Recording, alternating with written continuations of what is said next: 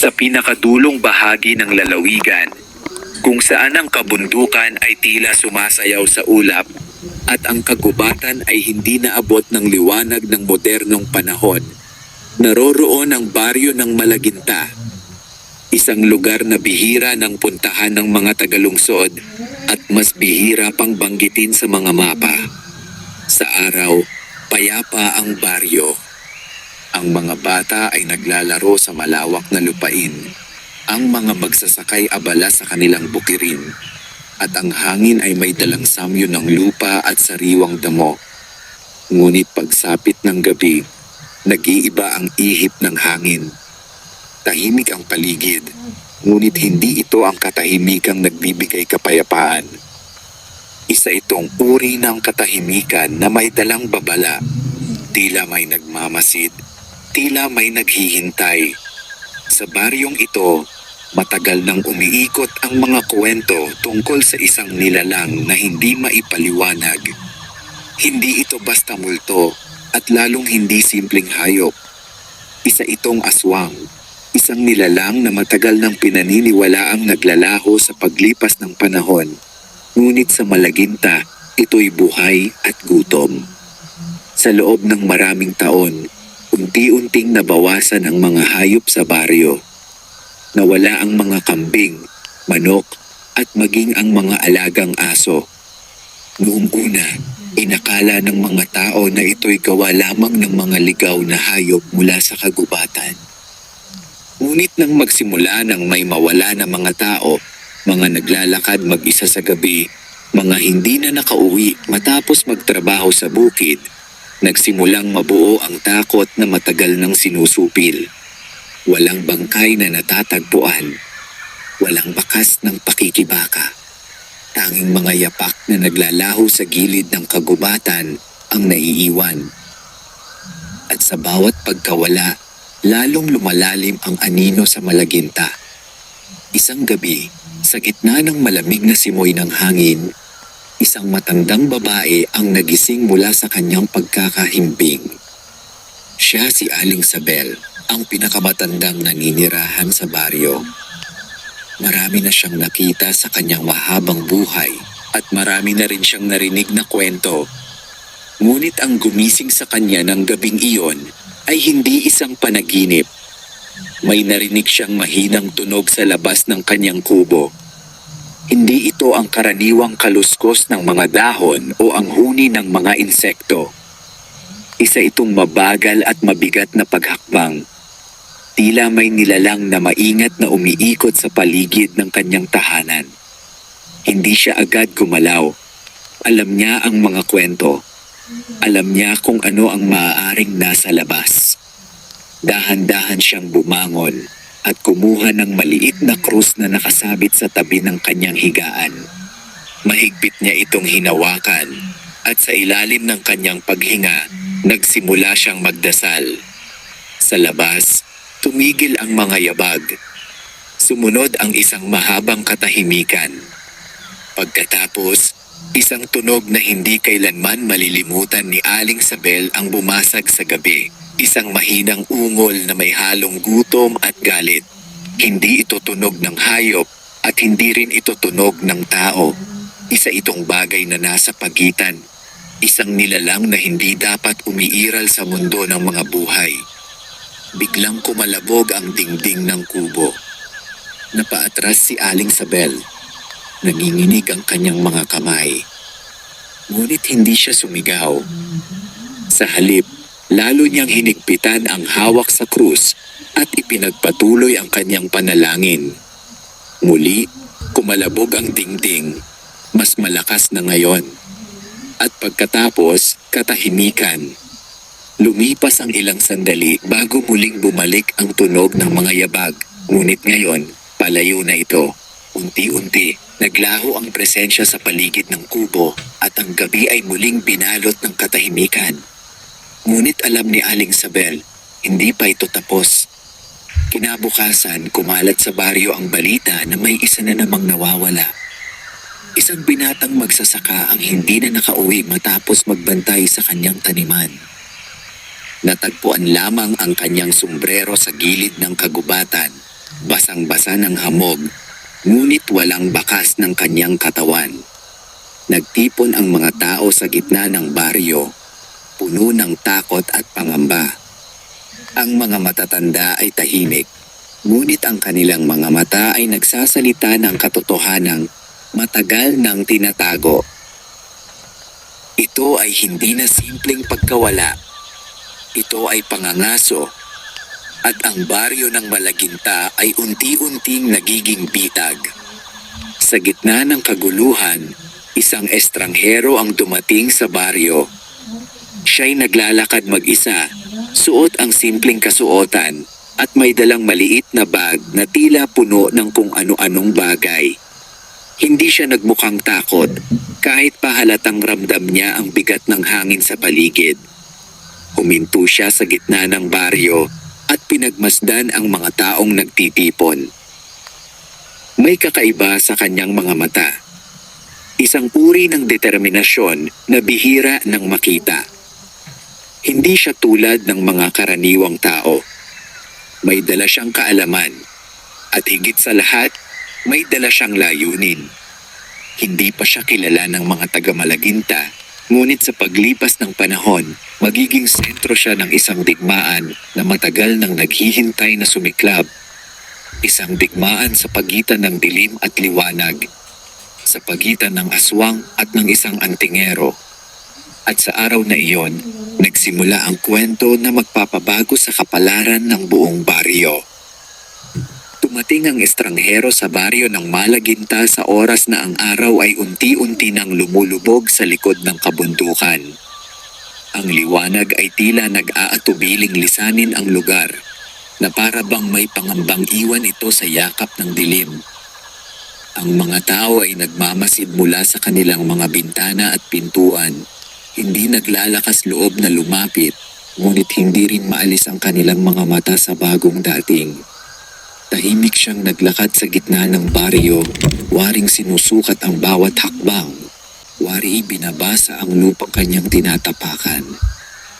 Ang kanyang anyo ay payak, walang anumang palamuti o tanda ng kayamanan.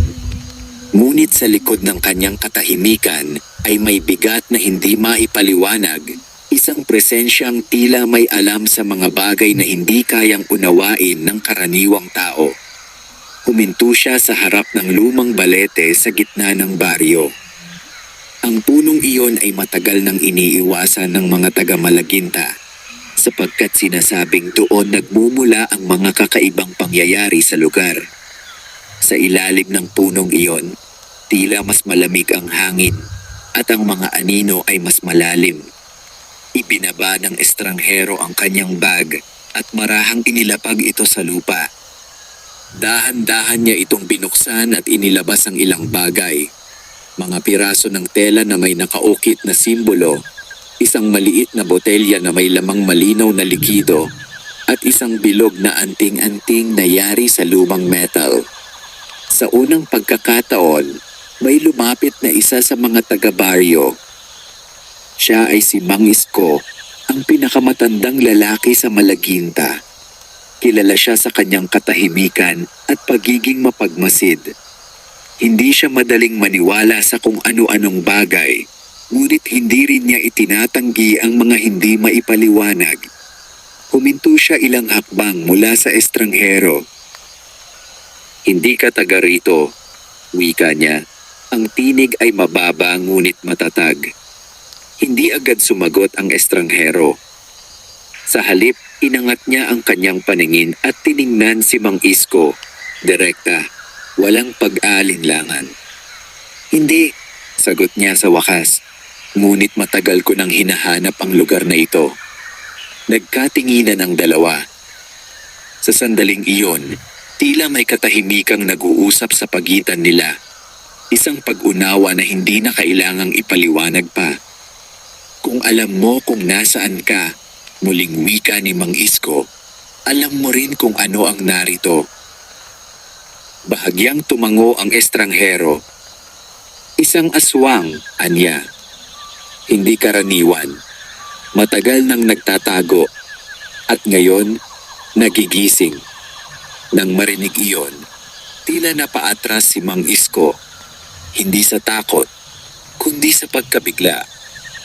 Ang mga salitang iyon ay matagal nang iniwasang banggitin sa baryo at ngayon ay malinaw na binigkas ng isang taong hindi pa nila kilala. Paano mo nalaman? Tanong niya. Hindi agad sumagot ang estranghero. Sa halip, kinuha niya ang anting-anting mula sa kanyang bag at ipinakita ito.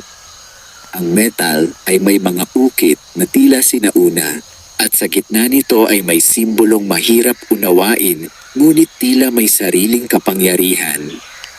Dahil matagal ko na itong sinusundan, sagot niya.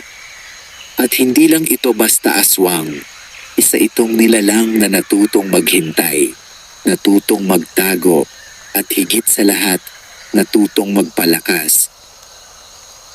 Unti-unting nagtipon ang ibang taga-baryo sa paligid nila. Hindi na nila napigilan ang kanilang sarili. Ang bawat isa ay may dalang takot, ngunit may halong pag-asa. Isang pag-asang matagal nang nawala. Kung alam mo ang tungkol dito, sabi ng isa sa mga lalaki, kaya mo ba itong pigilan? Tumingin ang estranghero sa mga tao. Isa-isa niyang pinasadahan ang kanilang mga mukha. Mga mukhang pagod, natatakot, at nawawalan na ng pag-asa. Hindi ito madali, sagot niya. Ang ganitong uri ng aswang ay hindi basta pinapatay. Kailangan itong hanapin sa pinagmulan nito. Kailangan itong harapin sa oras na ito'y pinakamahina. May ganoong oras pa ba? Tanong ni Aling Sabel na ngayoy nakalapit na rin. Saglit na nanahimik ang estranghero. Mayroon, anya.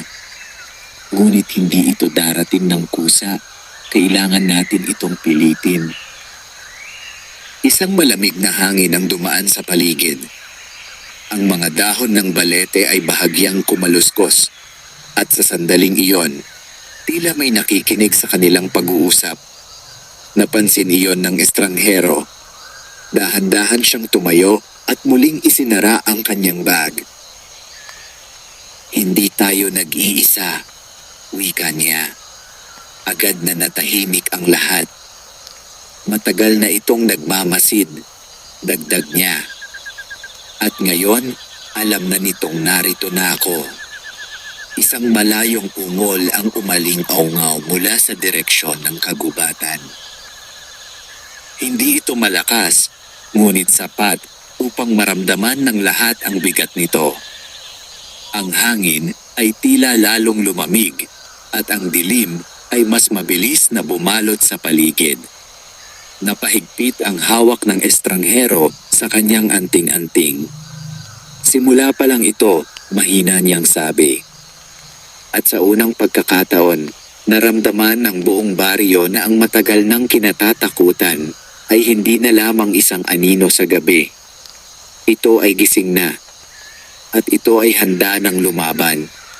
Sa pagsapit ng gabi, ang baryo ng Malaginta ay tila tuluyang nilamon ng isang uri ng dilim na hindi pangkaraniwan.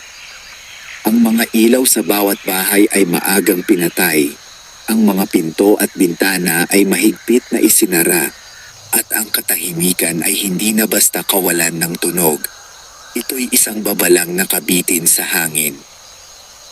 Sa gitna ng baryo, sa ilalim ng matandang balete, nanatiling gising ang estranghero. Ang kanyang bag ay nakabukas sa kanyang tabi at ang mga laman nito ay maingat na inayos sa lupa. Ang mga piraso ng tela ay inilatag sa isang pabilog na ayos habang ang maliit na botelya ay inilagay sa gitna.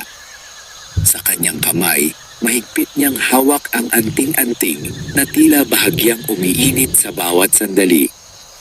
Hindi siya natutulog. Hindi siya maaaring matulog. Sa mga oras na iyon, alam niya pinakamalakas ang nilalang na kanyang hinahanap. Mula sa di kalayuan, ang kagubatan ay tila may sariling hininga. Mabagal, malalim, at puno ng lihim. Ang bawat galaw ng dahon, bawat pagaspas ng hangin, ay nagiging kahina-hinala.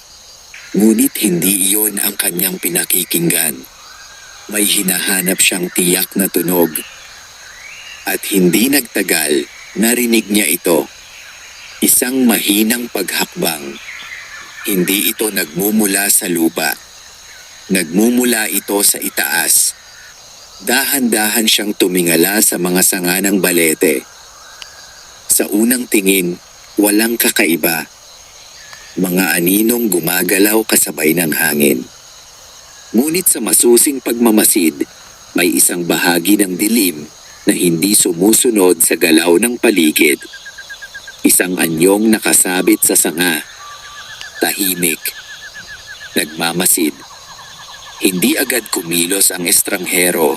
Sa halip, dahan-dahan niyang inilapag ang anting-anting sa gitna ng bilog na kanyang ginawa. Kinuha niya ang maliit na botelya at ibinuhos ang laman nito sa lupa na agad sumingaw sa hangin na tila usok na walang apoy. Sa sandaling iyon, gumalaw ang anyo sa itaas. Mabilis. Tahimik. At sa isang iglap, bumagsak ito mula sa puno, diretso sa gitna ng bilog. Ngunit hindi ito ganap na nakapasok. Sa paglapag nito, tila may puwersang pumigil sa kanya. Ang hangin ay kumislot at ang lupa ay bahagyang umuga. Ang nilalang ay napaatras at sa unang pagkakataon, nasilayan ng estranghero ang tunay nitong anyo. Hindi ito ganap na tao. Hindi rin ito hayop. Ang katawan nito ay payat, halos butot balat. Ngunit ang mga galaw ay mabilis at kontrolado. Ang balat ay tila kulay abo at ang mga mata ay nagliliwanag sa dilim. Hindi dahil sa liwanag, kundi dahil sa gutom. Ito ang aswang. Tahimik itong umikot sa paligid ng bilog. Sinusubukang hanapin ang kahinaan ng proteksyon na inilatag ng estranghero. Ang ulo nito ay bahagyang nakatagilid. Tila nag-aaral, tila nag-iisip. Ang estranghero ay nanatiling kalmado. Hindi ka na makakalapit. Wika niya. Ang tinig ay mababa ngunit matatag. Hindi sumagot ang nilalang. Ngunit sa halip, ngumisi ito. Isang ngiting hindi pang tao, puno ng panunuya at galit. Sa isang iglap, kumilos ito. Hindi papasok sa bilog, kundi paikot, mabilis na parang hangin. Ang galaw nito ay halos hindi na makita at ang mga anino sa paligid ay tila sumasabay sa kanya. Bigla itong tumalon patungo sa likod ng estranghero. Ngunit bago pa man ito makalapit, biglang lumiwanag ang bilog. Isang malakas na puwersa ang sumiklab mula sa lupa at ang nilalang ay napaatras, tila tinamaan ng hindi nakikitang lakas. Isang mahinang ungol ang lumabas sa bibig nito, hindi sa sakit, kundi sa pagkadismaya. Hindi mo pa ako kilala, bulong ng estranghero. Dahan-dahan siyang tumayo at kinuha ang anting-anting. Sa sandaling mahawakan niya ito, tila nagbago ang hangin sa paligid. Ang lamig ay napalitan ng isang uri ng init na hindi mula sa apoy. Ngunit kilala na kita, dagdag niya. Sa pagkakataong iyon, tumigil ang aswang. Hindi na ito gumalaw. Ang mga mata nito ay nakatutok sa anting-anting. At sa unang pagkakataon, may bakas ng pag-aalinlangan sa kanyang anyo. Ngunit hindi ito umatras. Sa halip, dahan-dahan itong umurong, hakbang-hakbang, hanggang sa tuluyang lumubog sa dilim ng kagubatan. Walang tunog, walang bakas. Parang hindi ito kailanman naroon. Nanatiling nakatayo ang estranghero, hindi gumagalaw, hindi nagsasalita. Ang kanyang mga mata ay nakatuon pa rin sa direksyon kung saan nawala ang nilalang. Alam niyang hindi pa tapos ang laban. Ang nangyari ay hindi pagtatapos. Ito ay isang pagsubok. isang pagsusukat. At sa gabing iyon, parehong nalaman ng dalawang panig ang isang mahalagang katotohanan. Ang aswang ay hindi karaniwan, ngunit ang antingero ay hindi rin basta tao. At ang susunod na pagkikita nila ay hindi na magiging ganoon kadali. Sumikat ang araw sa baryo ng Malaginta na tila walang nangyaring kakaiba sa nagdaang gabi. Ang mga ibon ay muling umawit, ang hangin ay nagdala ng bahagyang init, at ang liwanag ay unti-unting bumalot sa bawat sulok ng baryo. Ngunit sa kabila ng panlabas na kapayapaan, may mabigat na tensyon na nananatili, isang pakiramdam na ang lahat ay nagbago na, kahit hindi pa lubos na nauunawaan kung paano. Sa ilalim ng balete, naroon pa rin ang estranghero. Hindi siya umalis sa kanyang kinatatayuan. Ang bilog na kanyang inilatag ay bahagyang bakas pa sa lupa. Ngunit ang mga bagay na ginamit niya ay maingat nang naibalik sa kanyang bag. Sa kanyang mga mata ay makikita ang pagod, ngunit mas nangingibabaw ang kanyang pag-iisip, malalim, tahimik, at patuloy na nag-aanalisa. Lumapit si Mang Isko, kasunod ang ilan pang matatanda ng baryo. Hindi na nila maitago ang kanilang pag-aalala. "Narinig namin kagabi," wika ni Mang Isko. "Hindi namin nakita pero ramdam namin. Nandito na nga ito." Bahagyang tumango ang estranghero. "Narito na ito matagal pa," sagot niya. "Ngunit kagabi, pinili nitong magpakita." "Bakit ngayon lang?" tanong ng isa sa mga babae. Sandaling nanahimik ang estranghero bago sumagot. "Dahil handa na ito," anya, "at dahil may hinahanap ito." Nagkatinginan ang mga tao. Ang salitang iyon ay nagdulot ng bagong uri ng takot. "Ano ang hinahanap nito?" tanong ni Aling Sabel. Hindi agad sumagot ang estranghero. Sa halip, tumingin siya sa balete, na tila ba may sinasaliksik sa mga ugat nito na nakalubog sa lupa. Ang pinagmulan nito ay hindi basta kagubatan, wika niya. May mas malalim pa rito. May dahilan kung bakit dito ito nanirahan at bakit hindi ito umaalis. "May ibig mong sabihin, may kaugnayan ito sa baryo?" tanong ni Mang Isko. Dahan-dahang tumango ang estranghero. "Hindi lang kaugnayan," sagot niya. "Dito ito isinilang." Nagkaroon ng biglang katahimikan. Ang mga matatanda ay tila napaisip, at sa kanilang mga mukha ay unti-unting lumitaw ang isang alaala na matagal nang ibinaon sa limot. "Hindi maaari," bulong ni Aling Sabel. "Matagal na iyon." "Anong matagal na?" tanong ng isang kabataan.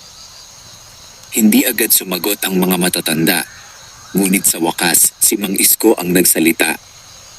Noong maraming taon na ang nakalipas, panimula niya.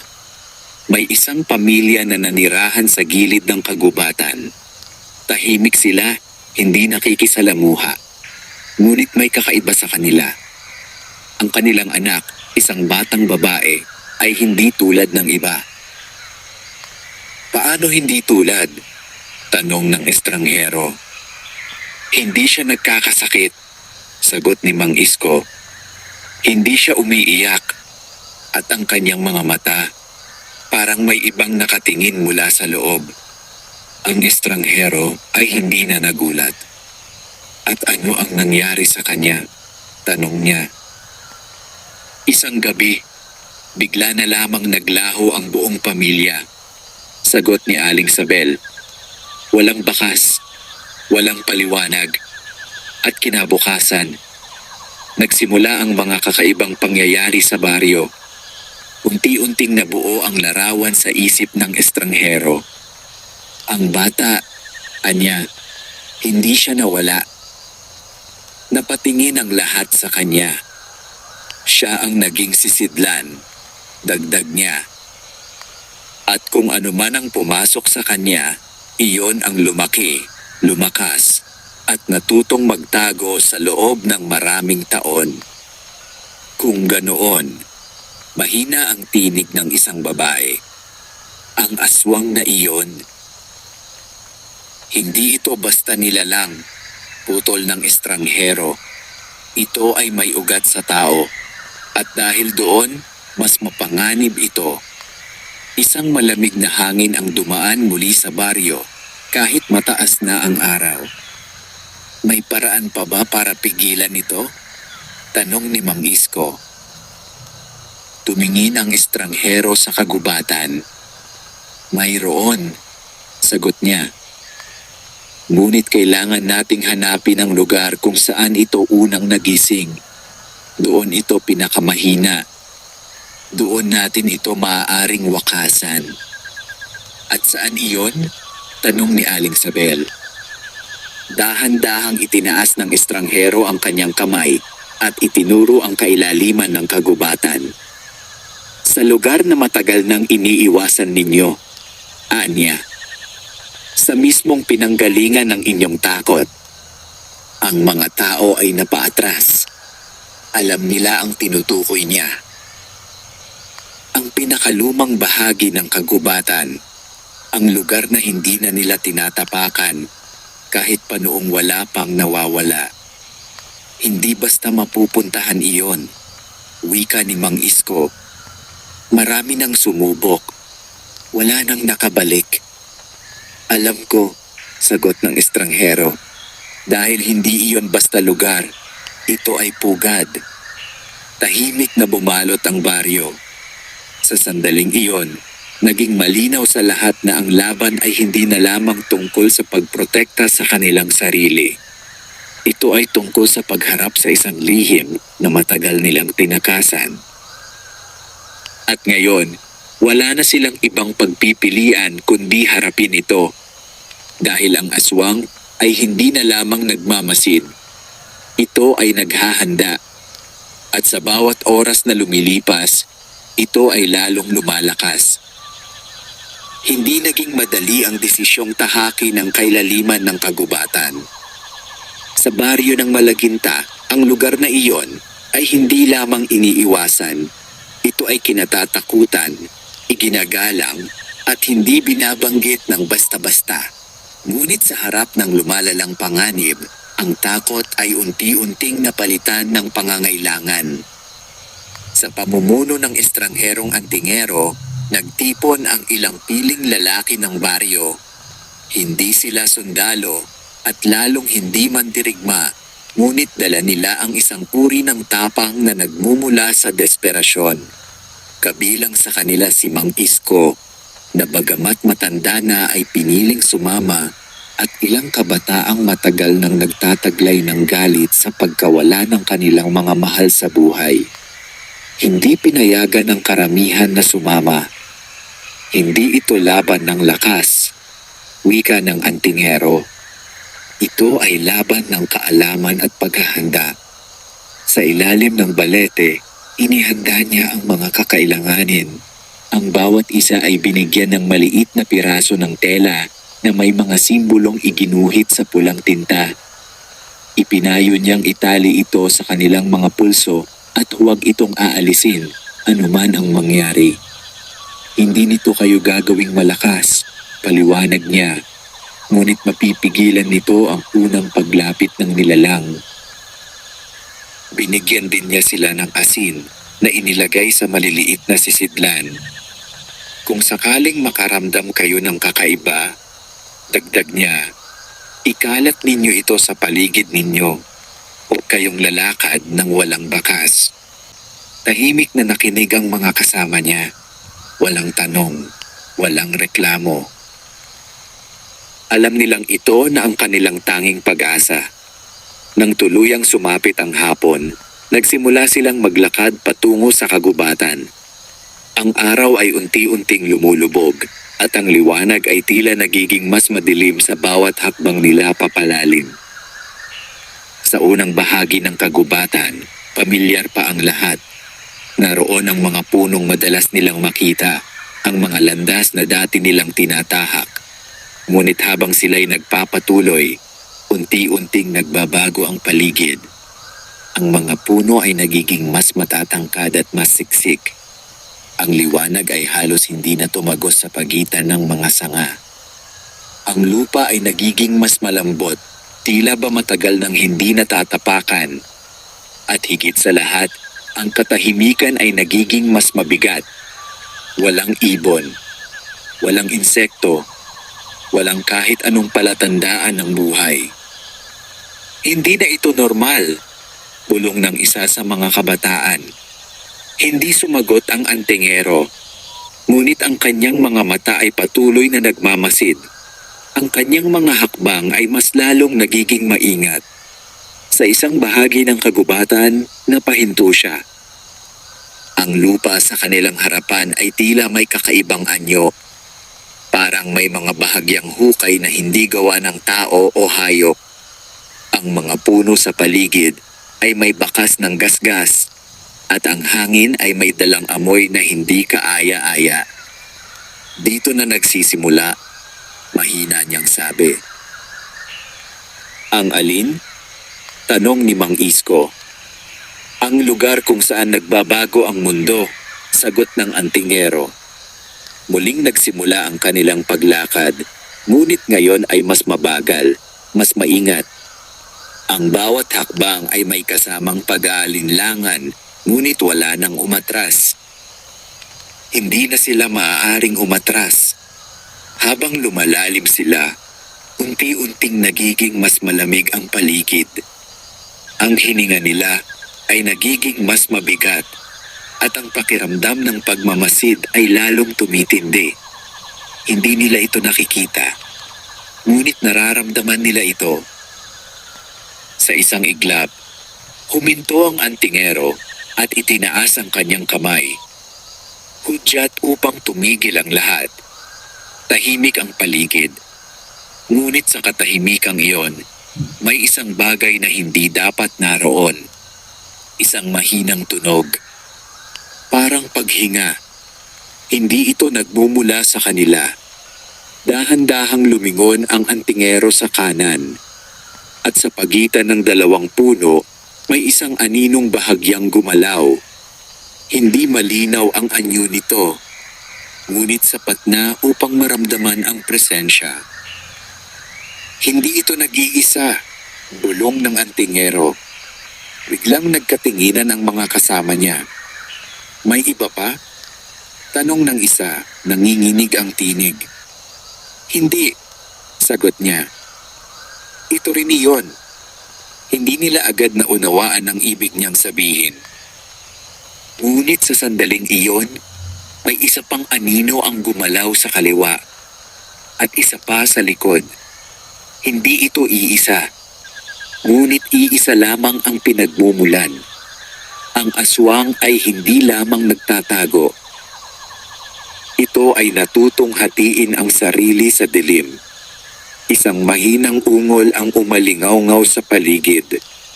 Mula sa lahat ng direksyon, napahigpit ang hawak ng bawat isa sa kanilang mga dala. Ang antingero ay dahan-dahang kumuha ng anting-anting at itinaas ito. Manatili kayong magkakalapit, wika niya. Huwag kayong maghihiwalay. Ang mga anino ay unti-unting lumalapit. Hindi sila agad umaatake. Tila sinusubukan. Tila naglalaro. At sa gitna ng kagubatan, kung saan wala ng liwanag na tumatagos, nagsimula ang unang tunay na pagsubok sa kanilang paglalakbay. Hindi pa ito ang pugad. Ngunit malinaw na, ang daan papunta roon ay binabantayan at ang aswang ay hindi na naghihintay. Ito ay nakikipaglaro at ang bawat hakbang nila ay mas lalong inilulubog sila sa isang dilim na maaaring wala ng balikan. Hindi agad umatake ang mga anino. Sa halip, patuloy silang gumalaw sa paligid ng grupo, dahan-dahan, paikot, tila may sariling ritmo na hindi kayang sabayan ng karaniwang tao. Ang bawat galaw ay may layuning guluhin ang isip, pahinain ang loob, at sirain ang pagkakaisa. Mahigpit na magkadikit ang grupo, gaya ng iniutos ng antingero. Ang bawat isa ay halos magdikit na ang balikat. Ang mga mata ay palipat-lipat sa dilim, pilit hinahanap ang tunay na anyo ng kanilang kinakaharap. Ngunit walang malinaw na anyo, tanging mga anino. Hindi ninyo sila dapat sundan ng tingin, mahinang utos ng antingero. Hindi sila totoo sa paraang iniisip ninyo. Kung hindi totoo, bakit naririto? Tanong ng isang kabataan. Pilit pinipigilan ang panginginig ng kanyang tinig. Dahil pinapaniwala nila kayo. Sagot ng antinggero. At kapag naniwala kayo, doon sila nagiging totoo. Isang anino ang biglang sumugod mula sa gilid. Mabilis. Tahimik.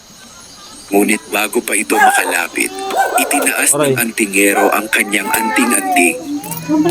Sa isang iglap, tila naputol ang galaw ng anino. Parang tinamaan ng isang puwersang hindi nakikita.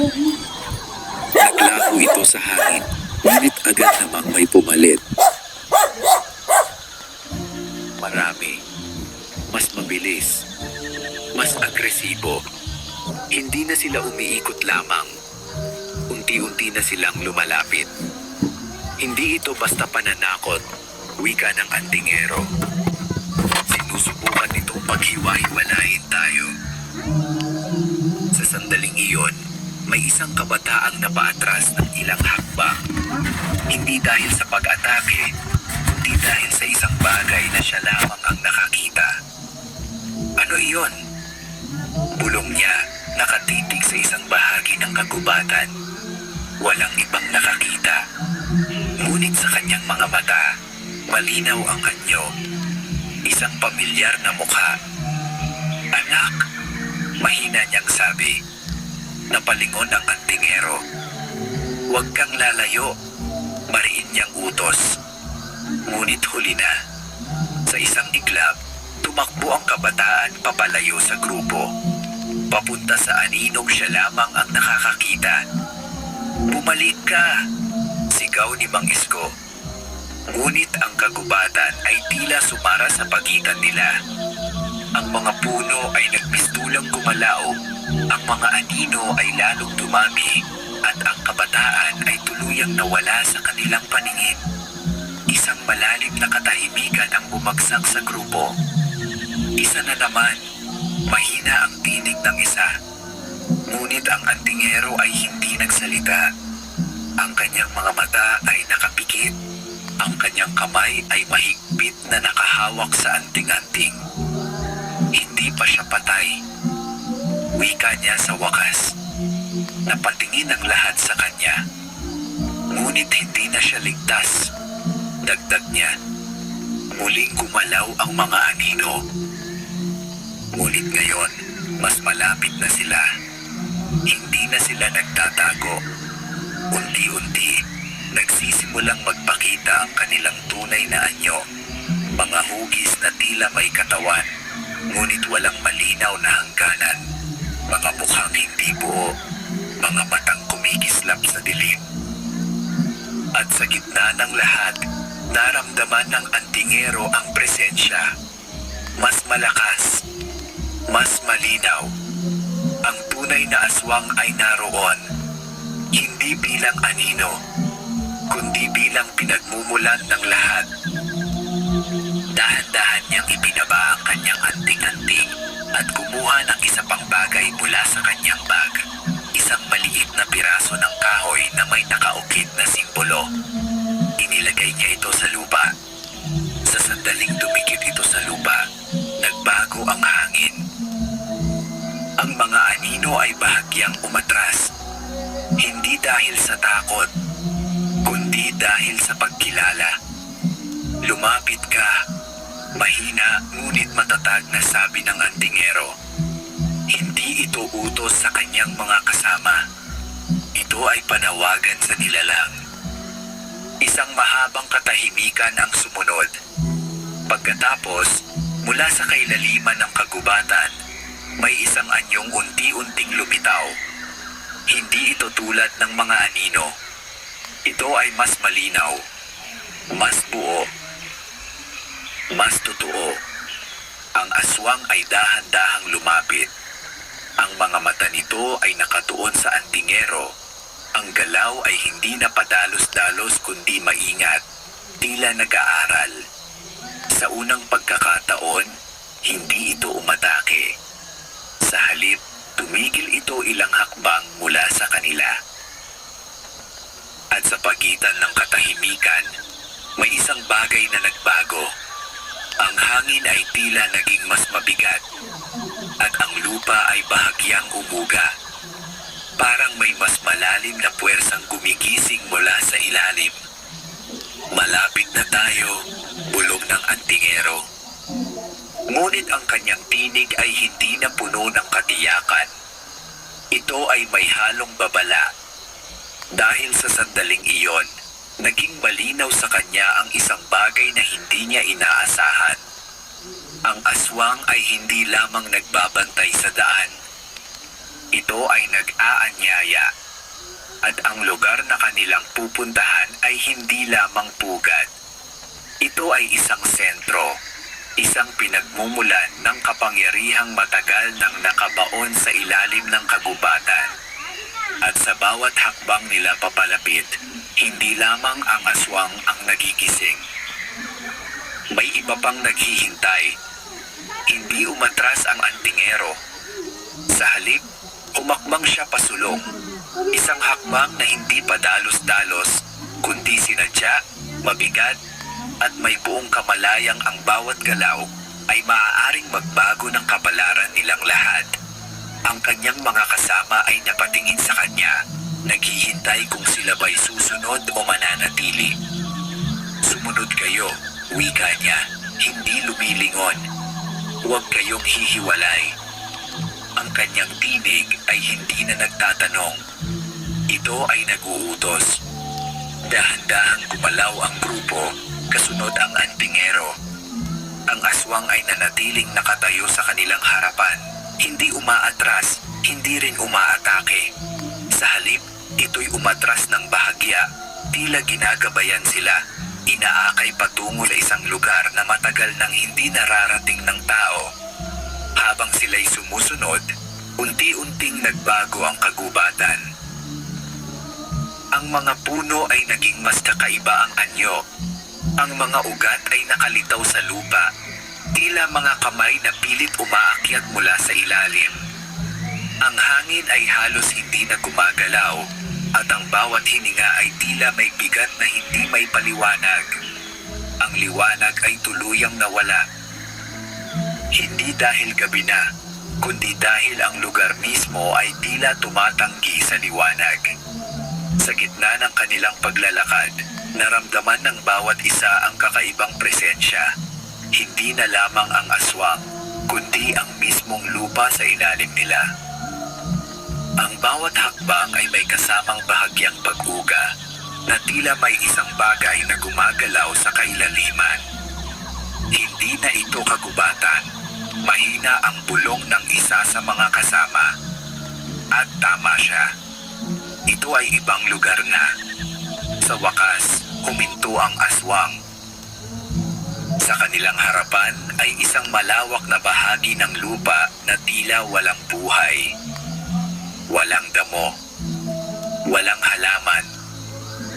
Tanging tuyong lupa na may mga pitak-pitak na tila matagal nang hindi nadiligan. Sa gitna nito ay may isang malalim na hukay. Hindi ito likha ng tao. At lalong hindi ito likha ng kalikasan. Ito ay parang bunganga, tahimik, malalim, at tila may hinihintay. Huminto ang antingero sa gilid ng hukay. Ang kanyang mga mata ay nakatutok sa kailaliman nito. Dito, mahina niyang sabi. Dito nagsimula ang lahat. Ang kanyang mga kasama ay napaatras. May kakaibang lamig na nagmumula sa hukay. Isang lamig na hindi lamang nararamdaman sa balat, kundi tumatagos hanggang sa buto. "Anong meron dyan?" tanong ni Mang Isko. Hindi agad sumagot ang antingero. Sa halip, kinuha niya ang anting-anting at hinawakan ito ng mahigpit. Pagkatapos, dahan-dahan siyang lumuhod at inilapit ang kanyang kamay sa lupa.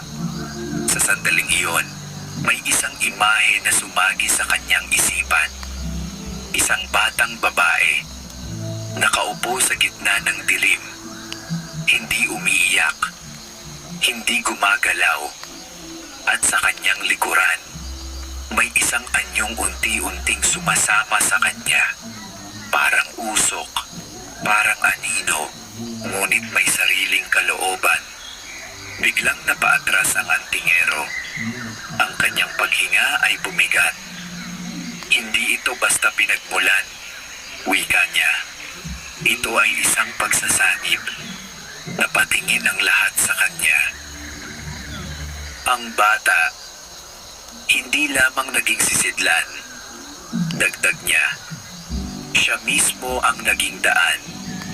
Tahimik ang paligid. Ang aswang ay dahan-dahang lumapit sa gilid ng hukay. Ang mga mata nito ay hindi nagalit, kundi tila may kakaibang lalim. Parang may alaala. Parang may natitirang bahagi ng pagkatao. Hindi pa ito tuluyang nawawala. Mahina ang sabi ng antingero. Sa sandaling iyon, biglang kumilos ang lupa. Isang malalim na ugong ang umalingaw-ngaw mula sa ilalim ng hukay. Ang mga bitak sa lupa ay unti-unting lumawak at ang hangin ay biglang naging mabigat. "Umatras kayo," sigaw ng antingero. Agad na napaatras ang grupo. Mula sa kailaliman ng hukay, may isang anyong unti-unting umaangat. Hindi ito ang aswang na kanilang nakita kanina. Ito ay mas malaki, mas madilim, at mas matagal nang naroroon. Ang lupa ay tila bumuka, at mula rito ay lumitaw ang isang nilalang na hindi na maikakaila ang anyo. Isang pinagsamang anino at laman. May mga bahagi ng katawan na tila hindi buo, at may mga matang hindi lamang dalawa, kundi marami. Ang aswang sa kanilang harapan ay hindi gumalaw. Sa halip, ito'y lumuhod, tahimik, walang laban. At sa sandaling iyon, naging malinaw ang katotohanan. Ang kanilang hinaharap ay hindi lamang isang nilalang. Ito ay isang pinagmulan. At ang aswang na kanilang sinusundan ay hindi ang tunay na kalaban. Ito ay tagapagdala. Isang bahagi lamang ng isang bagay na mas matagal, mas malalim, at mas mapanganib. Ang antingero ay dahan-dahang tumayo. Ang kanyang mga mata ay hindi na nag-aalinlangan. Ngayon nagsisimula ang tunay na laban, wika niya. At sa gitna ng pusot ng kagubatan, kung saan ang liwanag ay hindi na umaabot, nagising ang isang kapangyarihang matagal nang natutulog. Isang kapangyarihang hindi basta mapapatay, kundi kailangang wakasan sa pinagmulan nito. Ang nilalang na umangat mula sa kailaliman ng hukay ay hindi may kakaila ang kapangyarihan. Hindi ito tulad ng aswang na kanilang nasaksihan. Hindi ito nagtatago, hindi ito naglalaro. Ito ay lantad, buo, at matagal nang naghihintay. Ang hangin sa paligid ay naging mabigat. Tila ba ang bawat paghinga ay may kasamang bigat ng presensya nito. Ang lupa ay patuloy na bahagyang nanginginig, at ang mga ugat ng mga puno sa paligid ay tila umatras, parang umiiwas sa presensyang iyon. Ang aswang na kanilang sinundan ay nanatiling nakaluhod. Ang ulo ay bahagyang nakayuko.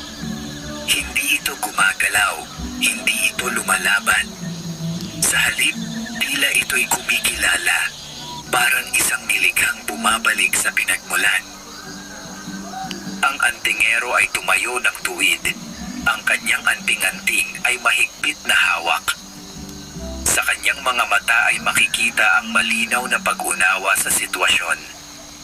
Hindi ikaw ang dapat naming harapin. Wika niya, nakatuon ang tingin sa mas malaking nilalang. Ikaw ang ugat. Ang nilalang ay hindi nagsalita. Ngunit ang presensya nito ay tila sumagot. Isang malalim na puwersa na umalingaw-ngaw sa paligid. Hindi sa pamamagitan ng tunog, kundi sa mismong hangin at lupa. Unti-unting gumalaw ang katawan nito. Ang mga bahagi nito ay tila hindi magkakabit ng maayos. Ngunit sa bawat galaw ay may kontrol, may layunin. Ang mga mata nitong marami ay sabay-sabay na tumuon sa antingero. At sa sandaling iyon, naramdaman ng lahat ang isang uri ng presyon. Parang may puwersang pumipilit sa kanilang mga isipan. Sinusubukang pumasok, sinusubukang sirain ang kanilang loob. Napahawak ang ilan sa kanilang ulo. May mga imahe na pumasok sa kanilang isip. Mga alaala na hindi kanila. Mga eksenang hindi nila naranasan. Mga mukha nang nawawala. Mga anyong nagdurusa. Mga matang nakatingin mula sa dilim. Isara ninyo ang isip ninyo. Utos ng antingero. Huwag ninyong tanggapin. Agad niyang itinaas ang anting-anting.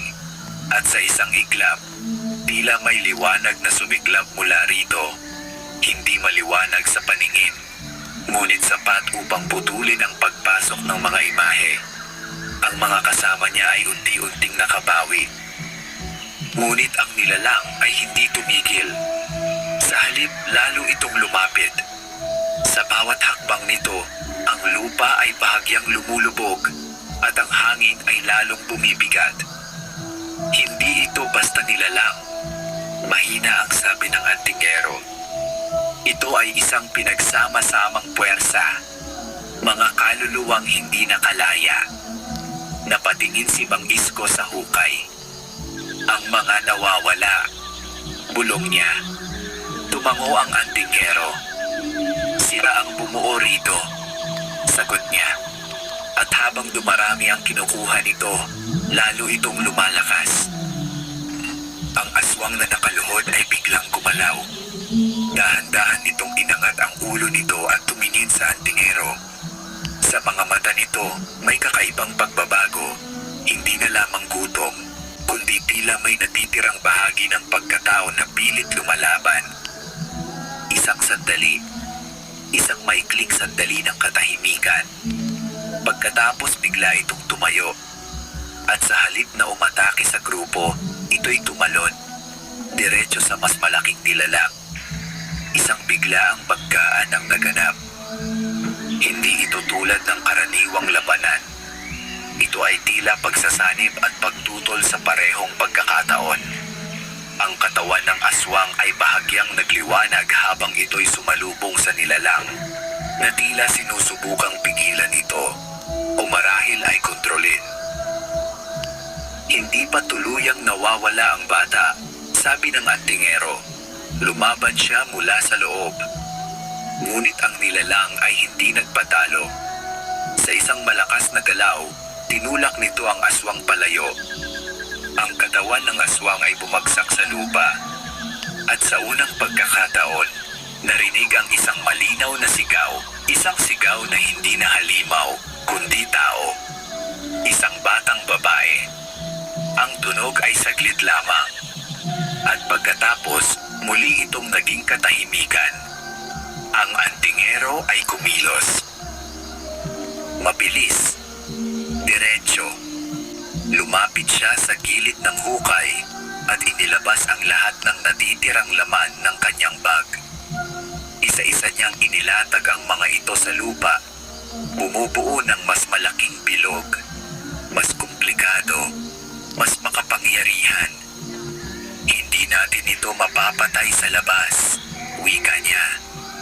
Kailangan itong ibalik sa loob. Paano? Tanong ni Mang Isko. Sa pamamagitan ng pagputol sa koneksyon nito, sagot niya. At ang koneksyong iyon ay naroon pa rin. Itinuro niya ang aswang na pilit bumabangon. Siya ang daan, dagdag niya. Sa sandaling iyon, muling tumayo ang aswang. Ngunit ngayon, ang galaw nito ay hindi na tulad ng dati. Ito ay mabagal. Parang may dalawang puwersang naglalaban sa loob nito. Ang mga mata nito ay nagbabago. Minsan madilim, minsan may liwanag. At sa gitna ng kaguluhan, ito'y tumingin sa antingero. Direkta. Parang humihingi ng tulong. Ang antingero ay hindi nagatubili. Lumapit ka, wika niya. At sa gitna ng lumalakas na presensya ng nilalang mula sa hukay, nagsimula ang isang mapanganib na hakbang. Isang pagtatangkang gamitin ang mismong pinagmulan ng kasamaan upang ito ay wakasan. Ngunit sa bawat segundo na lumilipas, ang nilalang ay lalong lumalakas. At ang pagkakataon upang ito'y pigilan ay unti-unting nauubos. Ang pagitan ng antingero at ng aswang ay naging isang sandali ng matinding katahimikan sa gitna ng nagngangalit na presensya ng nilalang mula sa hukay. Sa likuran nila, ang lupa ay patuloy na umuuga at ang hangin ay tila nagiging mas mabigat sa bawat paghinga. Ngunit sa harap ng lahat ng iyon, ang tingin ng aswang ay nanatiling nakapako sa antingero. Hindi na bilang halimaw, kundi bilang isang nilalang na naghihintay ng wakas. Dahan-dahang lumapit ang aswang. Ang bawat hakbang nito ay tila may kasamang sakit, parang may humihila rito pabalik sa pinagmulan. Ang katawan nito ay nanginginig, at ang anyo ay patuloy na nagbabago. Minsan malinaw, minsan nagiging anino. Ang antingero ay hindi gumalaw.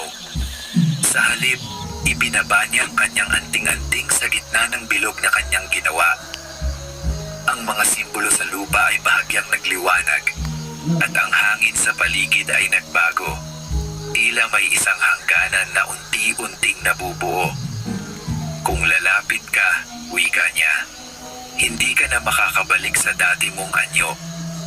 Hindi sumagot ang aswang. Ngunit nagpatuloy ito. Sa likuran nila, ang nilalang mula sa hukay ay kumilos. Isang malakas na ugong ang bumalot sa paligid at ang lupa ay tila gustong bumuka muli. Ang mga mata ng nilalang ay sabay-sabay na nagliwanag at ang presensya nito ay lumakas. Parang may nais itong pigilan. Bilis! Sigaw ni Mang Isko. Ngunit hindi nagmadali ang antingero.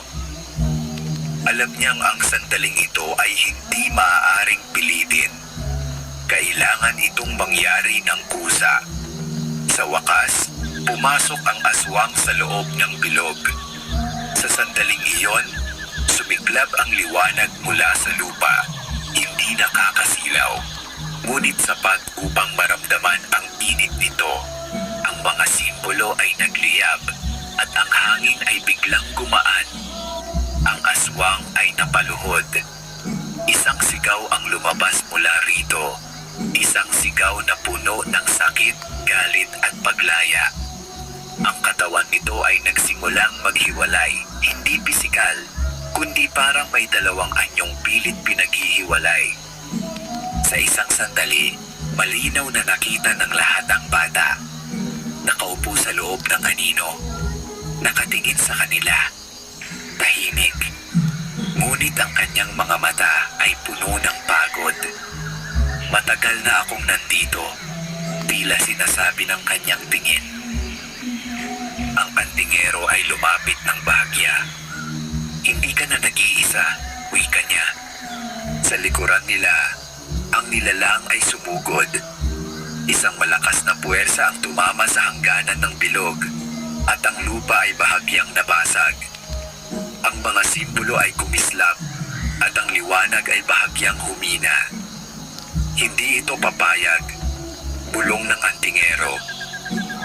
Alam niyang kulang ang kanyang lakas. Ang bilog ay hindi sapat upang pigilan ang ganitong uri ng nilalang. Hindi kung ito'y buo pa. Kailangan niyang gawin ang isang bagay na hindi na maaaring balikan.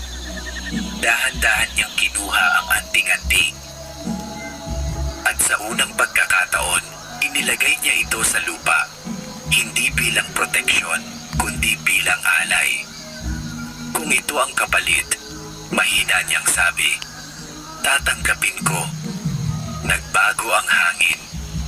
Ang anting-anting ay nagliwanag ng mas malakas kaysa dati at ang mga simbolo sa lupa ay tila sumunod sa lakas nito. Ang bilog ay lumawak at ang hangganan ay naging mas matibay. Ngunit kasabay nito, ang katawan ng antingero ay bahagyang nanghina. Napansin iyon ni Mang Isko. Ano ang ginagawa mo? Sigaw niya. Hindi sumagot ang antingero. Ang kanyang mga mata ay nakapikit at ang kanyang paghinga ay mabagal. Hindi ito sapat na labanan. Bulong niya. Kailangan itong tapusin. Sa loob ng bilog, ang bata ay unti-unting lumilinaw. Ang anino sa kanyang paligid ay nagsisimulang humiwalay, tila tinutulak palabas ng liwanag. Ngunit ang nilalang mula sa hukay ay lalo pang nagngangalit. Muli itong sumugod, mas malakas, mas mabigat. Ang hangganan ay muling yumanig. At sa sandaling iyon, ang antingero ay nagpasya. Binuksan niya ang kanyang mga mata at inilagay ang kanyang kamay sa gitna ng bilog. Ang liwanag ay sumiklab. Mas maliwanag. Mas matindi. At sa loob ng liwanag na iyon, ang kanyang anyo ay unti-unting natakpan. Parang may isang puwersang hinihigop siya papasok sa mismong enerhiyang kanyang pinakawalan. Hindi! Sigaw ni Mang Isko. Ngunit huli na, ang antingero ay hindi na umatras. Sa halip, ibinigay niya ang kanyang sarili bilang tulay. Isang daan upang tuluyang maputol ang koneksyon ng nilalang sa bata.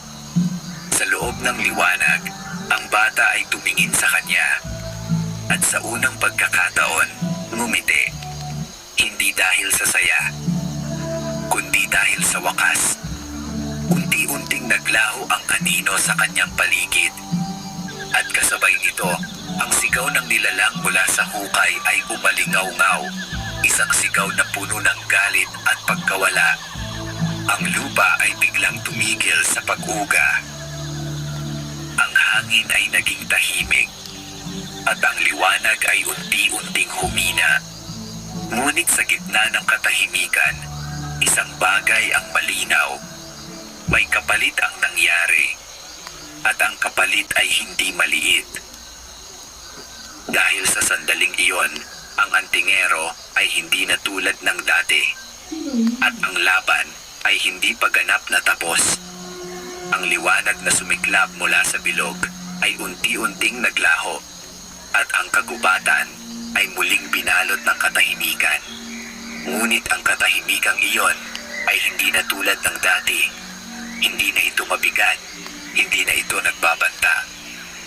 Sa halip, ito ay tila isang paghinga matapos ang mahabang pakikipaglaban. Ang lupa sa paligid ng hukay ay hindi na gumagalaw.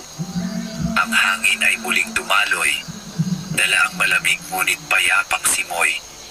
Sa gitna ng dating bilog, naroon ang anting-anting. Wala ng liwanag, ngunit may bakas ng init na tila kakawala pa lamang. Sa tabi nito, ang lupa ay bahagyang nasunog at ang mga simbolo ay halos hindi na mabasa. Ngunit ang antingero ay wala na. Tahimik na tumayo si Mang Isko. Ang kanyang mga mata ay nakapako sa lugar kung saan huling nakita ang lalaki. Wala siyang sinabi. Wala siyang galaw. Ngunit sa kanyang dibdib, malinaw ang bigat ng nangyari. Natapos na ba? Mahina ang tanong ng isa sa mga kasama. Walang agad sumagot.